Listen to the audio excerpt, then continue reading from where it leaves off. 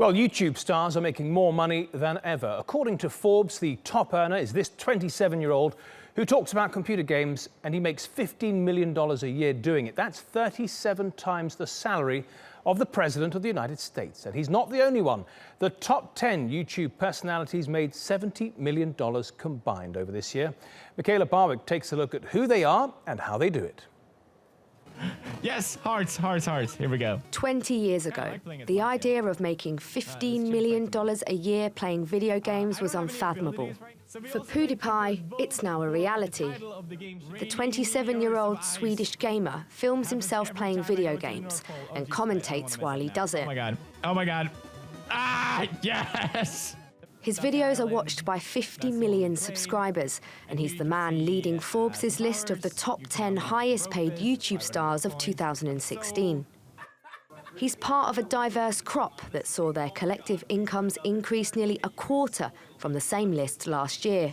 Bro, I am looking like a picnic! But while they often share intimate details of their lives with millions, they usually leave out one thing: how they make their money. Adverts can provide a baseline income. YouTube takes a 45% cut of that, but both start making money after 1,000 people have clicked on the video. My book! Many of the stars also sell merchandise, apps and books, which they don't share with YouTube. 26-year-old British blogger Zoella has more than 14 million subscribers. She's written a book, released a single, and launched her own range of beauty products. She started by talking on camera about everything from makeup to pets. They really brighten the eyes. While the average YouTube vlogger only makes pennies at the moment, the future looks bright. Internet growth and increasing interest in on-demand YouTube videos looks set to create more millionaires who'll get paid to do what they love. Mikaela Barwick, TRT World.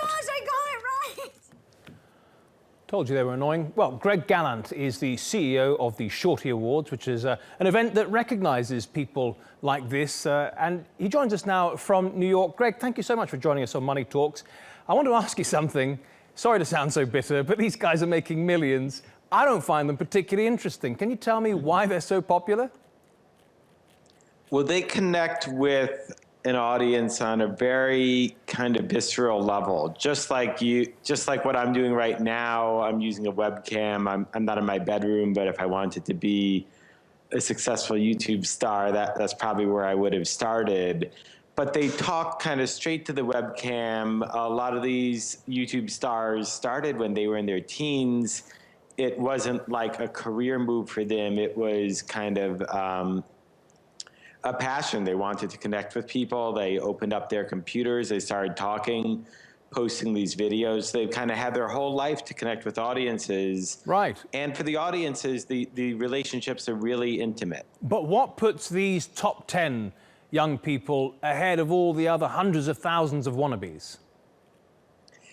You know, I think it's just like anything else. There's kind of a hit business. Every year, thousands of aspiring actors move to LA, and only a couple of them end up being big movie stars.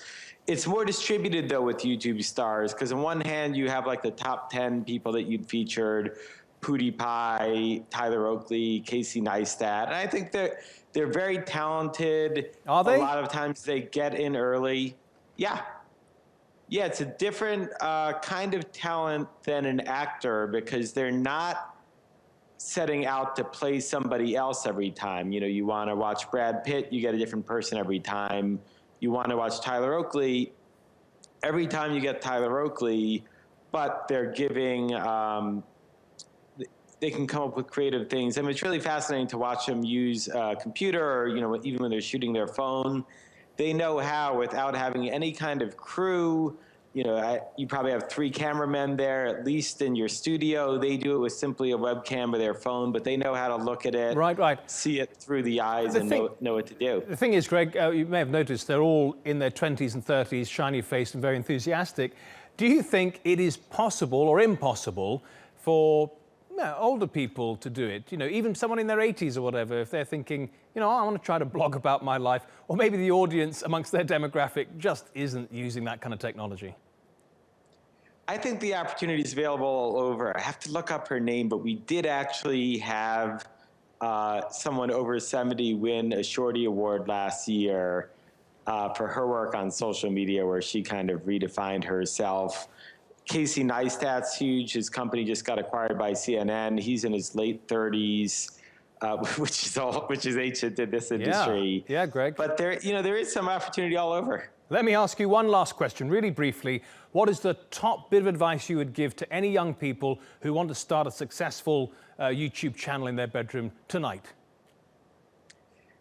Just turn on the camera and go, be authentic, and also don't be afraid to try new mediums. YouTube's been around for a while, so check out Snapchat, check out Musical.ly, check out all these new platforms that are coming out where they need new talent to break out.